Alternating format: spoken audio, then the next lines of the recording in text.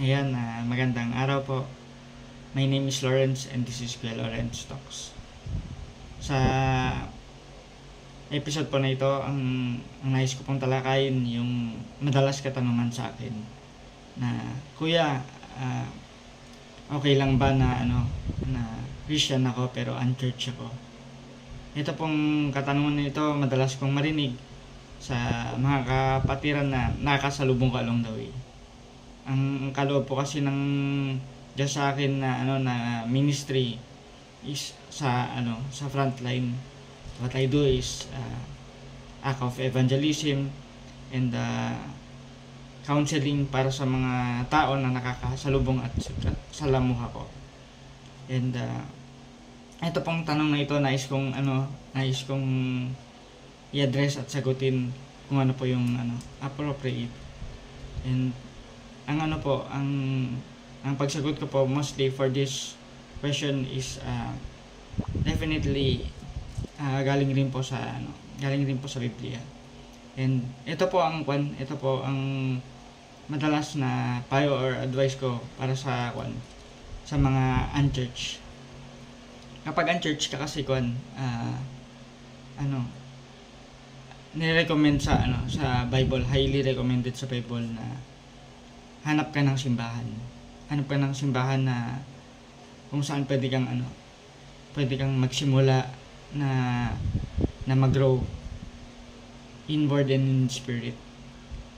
Kasi biblically speaking, sinabi mismo sa Bible na we have to get along or kailangan natin maki-fellowship sa kapwa natin mananampalataya. Ito po yung actual verse na binanggit sa Bible. Sabi sa Hebrews 10:25. We should not stop gathering together with other believers as some of you are doing. Instead, we must continue to encourage other even more as we see the day of the Lord coming. So, yan po yung actual verse ng Hebrews 10:25. Ito pong verse na to, malinaw na tinatalakay na bilang mananampalataya kailangan mong makatagpo ng simbahan na kung saan pwede kang kung saan mag-grow ka as a son or daughter of God or bilang mananampalataya.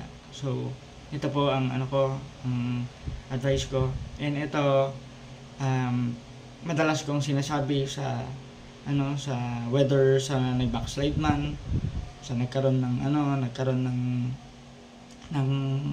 problema inside church, yan po. And doon naman po sa nagkaroon ng traumatic na experience pagdating sa simbahan. Ang advice ko po sa iyo is mag-lend time to heal ka muna kung ano man yung dinagdaanan mo na hindi maganda sa simbahan na ito. And tumingin ka ng maayos at ng church na kung saan ang tinuturo is biblical pa rin. Like ang discussion nila full gospel. Like from Old Testament tinatalakay to New Testament. And nagmamatter na ang belief mo is Trinity. Trinity means God the Father, God the Son, and God the Holy Spirit. So yan dapat yung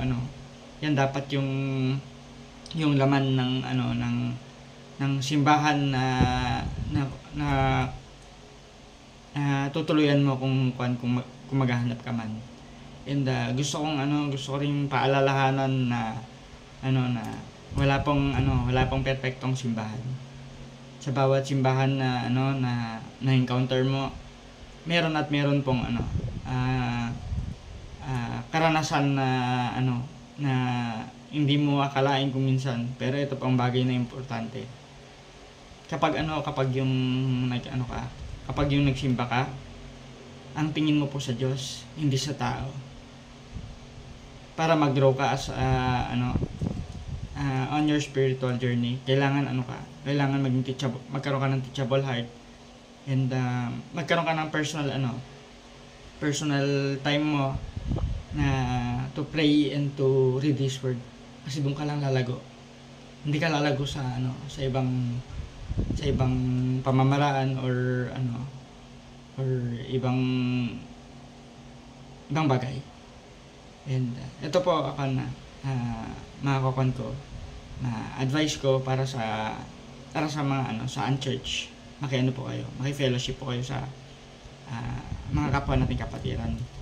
And para sa nagsisimula pa lang na maghanap ng church, muli ito po, tumingin ka ng church na tinatagal full gospel, na from Old Testament to New Testament na pag-uusapan. Like ang kwento or preaching during Sundays, tinatalakay yung biblical characters, at yung may napupulutan kang aral on preachings. Yun po. And definitely highly recommended ko individually, try nyo pong magbuklat ng Bible. And ang buklatin nyo, try nyo mag-ESV para mas madali po kayong makaunawa o makaintindi ng binabasa, and hindi lang po kayo nakikinig sa katuruan ng simbahan. So yun po, muli po magandang umaga, and ito po ang aking maipapayo para sa episode na ito. And makatagpo ka ng simbahan na kung saan ka nag-grow and mas titibay as an spiritual individual. Yun lamang po, and maraming salamat po. God bless you.